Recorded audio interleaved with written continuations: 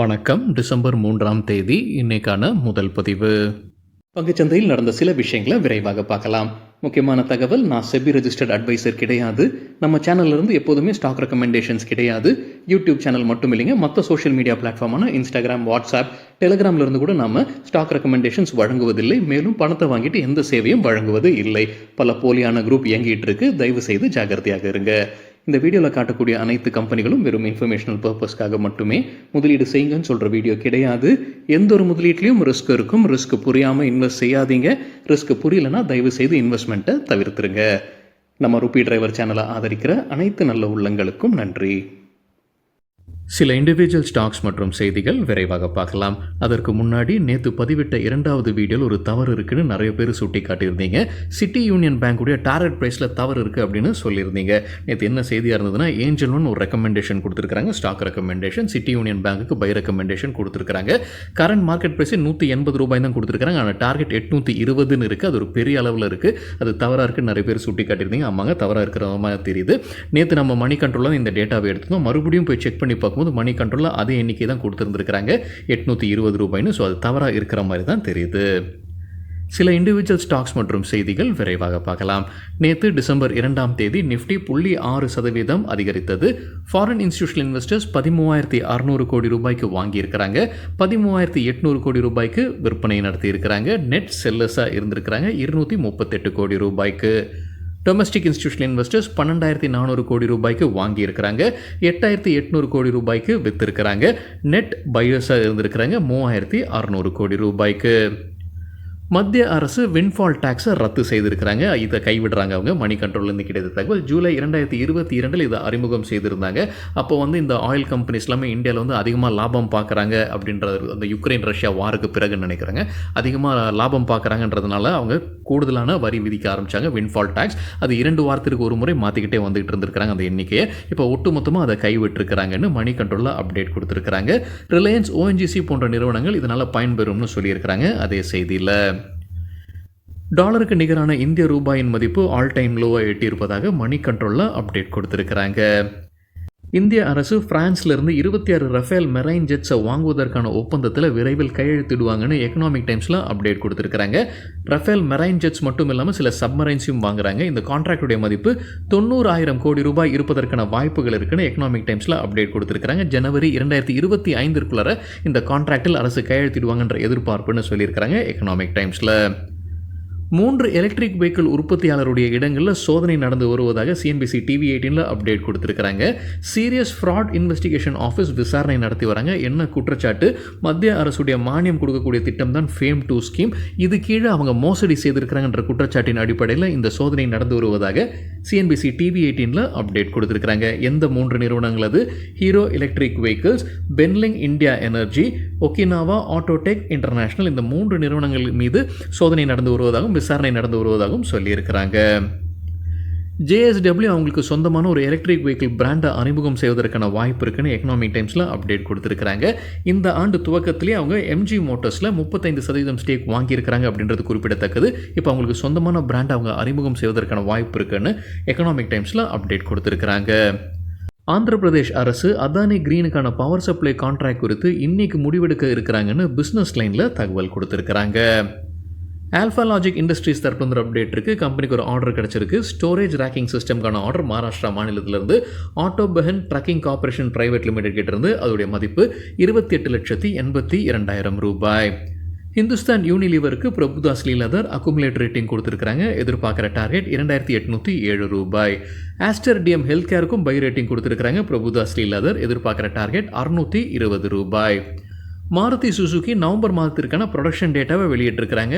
ஒட்டுமொத்த ப்ரொடக்ஷன் 1,68,286 வாகனங்கள். போன வருடம் இதே குவார்ட்டரில் 1,47,763 வாகனங்களை உற்பத்தி செய்திருக்கிறாங்க. பயோகான் நேற்று நல்லா பர்ஃபார்ம் பண்ணியிருப்பதாக மணி கண்ட்ரோல்லேருந்து கிடைத்த தகவல். அதற்கு முக்கிய காரணம் அவங்க சொல்லியிருப்பது, United States food and drug administration அவங்களுடைய ஒரு மருந்துக்கு ஒப்புதல் வழங்கியிருக்கிறாங்க. கிரான் சிகிச்சைக்கு பயன்படுத்தக்கூடிய மருந்து இதுன்னு சொல்லியிருக்கிறாங்க அந்த மணி கண்ட்ரோல் செய்தியில். அத்வைத் எனர்ஜி டிரான்சிஷன்ஸ் லிமிடெட் தரப்பு அப்டேட் இருக்குது. அவங்க ஒரு குவாலிஃபைட் பிட்டராக இருக்கிறாங்க.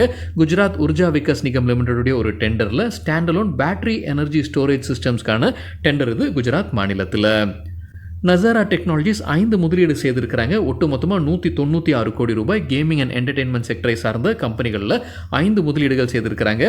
ஃபங்கி மங்கீஸில் 60% ஸ்டேக் வாங்கியிருக்கிறாங்க. 44 கோடி ரூபாய் முதலீடு செய்திருக்கிறாங்க. LearnTube.aiயில் 4.2 கோடி ரூபாய் முதலீடு. அது தவிர அவங்களுடைய சப்சிடரி நிறுவனங்களான ஸ்போர்ட்ஸ் கீடா, நாட்வின் கேமிங் மற்றும் டேட்டா ஒர்க்ஸில் ஒட்டுமொத்தமாக 148 கோடி ரூபாய் முதலீடு செய்திருக்கிறாங்க. கேபிஐ கிரீன் எனர்ஜி தரப்புல அப்டேட் இருக்குது. அவங்களுக்கு கோல் இந்தியா லிமிடெட் கிட்டேருந்து ஒரு ஆர்டர் கிடச்சிருக்கு. கிரவுண்ட் மவுண்டட் சோலார் பிளான்ட் அமைப்பதற்கான கான்ட்ராக்ட் இது. சோலார் இண்டஸ்ட்ரீஸ் தரப்புல அப்டேட் இருக்குது. டிஃபென்ஸ் ப்ராடக்ட் சப்ளை செய்யக்கூடிய ஒரு கான்ட்ராக்ட் கிடச்சிருக்கு. இன்டர்நேஷனல் கிளைண்ட்ஸ் கிட்டேருந்து பேர் வெளியிடல. அதோடைய மதிப்பு 2039 கோடி ரூபாய். ஆஸ்பிரா பேத் லேப்ஸ் அண்ட் டயக்னாஸ்டிக்ஸ் லிமிடெட் அவங்களுடைய புது டயக்னாஸ்டிக் சென்டரை மும்பையில் திறந்திருக்கிறாங்க. இதில் என்ன வருவாய் எதிர்பார்க்குறாங்க? மாதந்தோறும் 5 லட்சம் ரூபாய் வருவாய் கிடைப்பதற்கான வாய்ப்புகள் இருக்குது. ஆஸ்டர் டிஎம் ஹெல்த் கேர் குறித்து நேற்று வீடியோவில் நம்ம செய்தி பார்த்துருந்தோங்க. ஒரு மர்ஜர் குறித்தான அப்டேட். குவாலிட்டி கேர் இந்தியா லிமிடெடுடன் மர்ஜர் ஆகிறாங்க. அதற்கான ரியாக்ஷன் நேற்று பார்க்கும்போது நேற்று இன்ட்ராடேல 5% அதிகரித்தது. ஆனால் க்ளோசிங் பேசிஸில் ரெட்டில் க்ளோஸ் ஆயிருக்கு Aster DM health care. Atul auto limited தரப்புல ஒரு அப்டேட் இருக்குது. நவம்பர் மாதத்திற்கான 3 வீலர் சேல்ஸ் கொடுத்துருக்காங்க. டொமஸ்டிக் ப்ளஸ் எக்ஸ்போர்ட் இரண்டுமே சேர்த்து பார்க்கும்போது 2828 வாகனங்கள் இயர் ஆன் இயர் 25% அதிகரிச்சிருக்கு.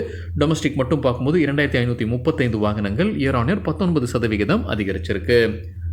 ஆர்பிஎல் பேங்க் குறித்து பிஸ்னஸ் டுடேலேருந்து கிடைத்த ஒரு தகவல். தொடர்ச்சியாக 4 நாட்கள் ரெட்டில் க்ளோஸ் ஆகிட்டு இருக்கு ஆர்பிஎல் பேங்க். நேற்றும் ரெட்டில் க்ளோஸ் ஆகிறதுக்கான வாய்ப்புகள் தான் அதிகமாக இருந்தது. தொடர்ச்சியாக 5வது நாள் ரெட்டில் க்ளோஸ் ஆகிறதுக்கான வாய்ப்பு இருந்திருக்கு. ஏன்னா இன்ட்ராடேல 5% விழுந்தது. ஆனால் க்ளோசிங் பேசிஸில் க்ரீனில் க்ளோஸ் ஆயிருக்கு. மோத்திலால் ஓஸ்வால் நியூட்ரல் ரேட்டிங் கொடுத்துருக்காங்க. ஆர்பிஎல் பேங்க்குக்கு எதிர்பார்க்குற டார்கெட் 170. ஆனந்த் ரத்தி கொடுத்துருக்கிற டேட்டா சப்போர்ட் 147.5 இருப்பதற்கான வாய்ப்புகள். ரெசிஸ்டன்ஸ் 162 லெவலில் இருப்பதற்கான வாய்ப்புகள். ஐசிஐசிஐ செக்யூரிட்டிஸ் ரேட்டிங் டவுன்கிரேட் பண்ணியிருக்காங்க. ஆட்ல இருந்து ஹோல்டாக மாற்றிருக்கிறாங்க. டார்கெட் பிரைஸும் குறைச்சிருக்காங்க. முன்ன சொன்னது 220, புது டார்கெட் 160 ரூபாய்.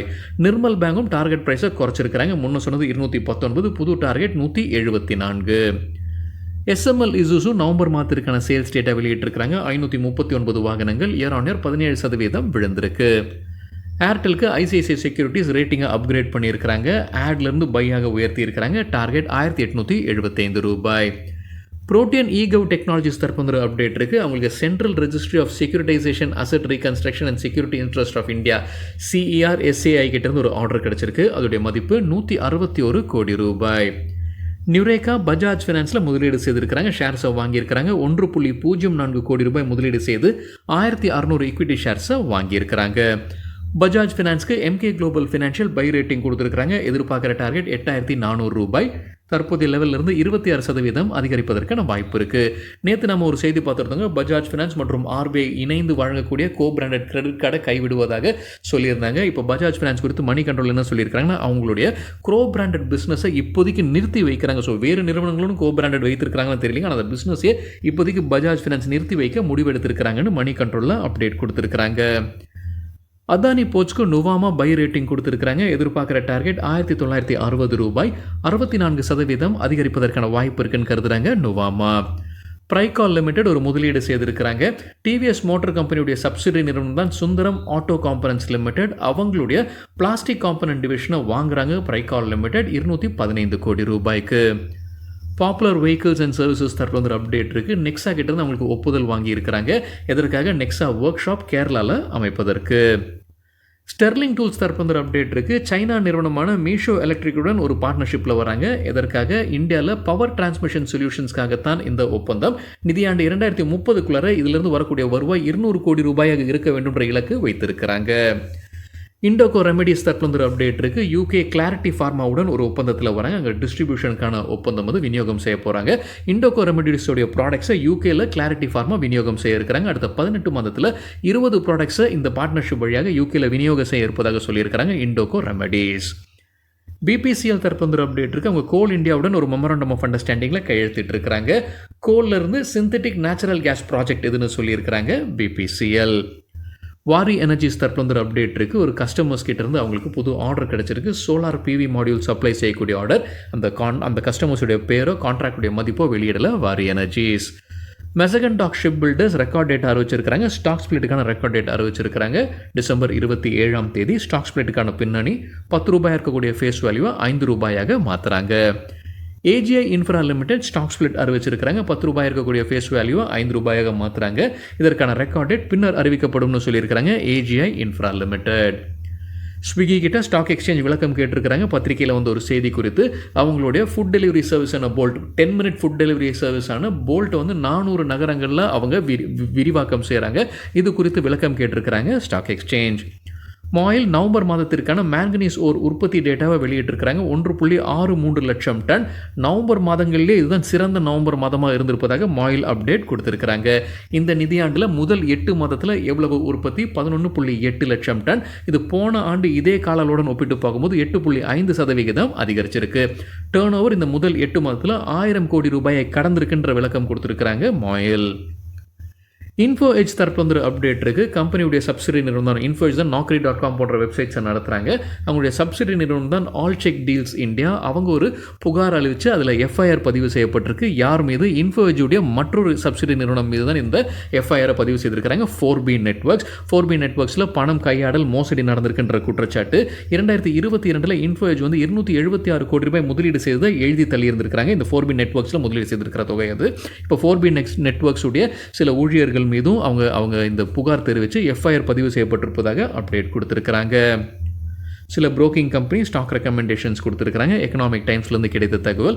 ஏஞ்சல் ஒன்னுடைய ரெக்கமெண்டேஷனில் மேஸ்டாக்கு பை ரேட்டிங் டார்கெட் 3550 13% அதிகரிப்பதற்கான வாய்ப்பு இருக்குது.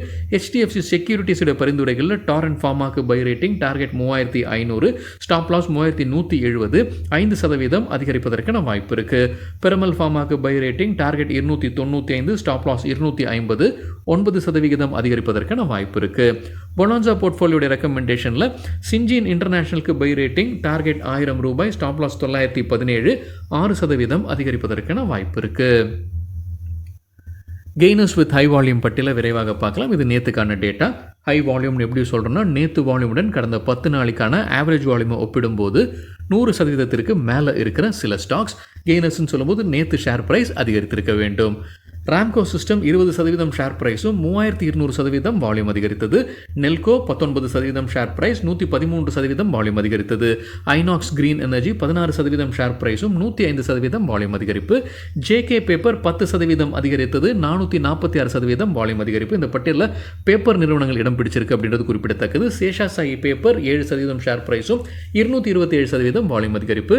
தமிழ்நாடு நியூஸ் பிரிண்ட் 7% ஷேர் ப்ரைஸும் 150% வால்யூம் அதிகரிப்பு. SP apparels 7% share price 100% volume. Happiest minds IT company 7% share price உயர்ந்தது 600% வால்யூம் அதிகரிப்பு. வெஸ்கோஸ் பேப்பர் 6% ஷேர் பிரைஸும் 334% வால்யூம் அதிகரிப்பு. ஆந்திரா பேப்பர் 5% ஷேர் பிரைஸ் அதிகரித்தது 574% வால்யூம் அதிகரிப்பு. லூசர்ஸ் வித் ஹை வால்யூம் பட்டியலில் ஏஜஸ் லாஜிஸ்டிக்ஸ் 8% வீழ்ச்சி 194% வால்யூம் அதிகரிப்பு. இமாமி 8% சரிந்தது 297% வால்யூம் அதிகரிப்பு.